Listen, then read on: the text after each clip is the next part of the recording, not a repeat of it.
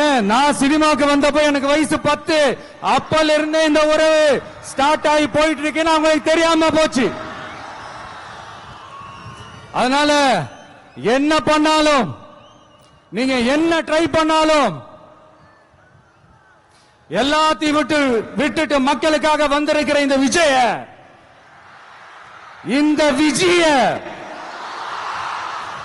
மக்கள் ஒரு நாளும் கைவிட மாட்டாங்க. மக்கள் கூடவே நிக்கிறாங்க, கூடவே நிப்பாங்கன்னு அவங்களுக்கு தெரியாம போச்சு.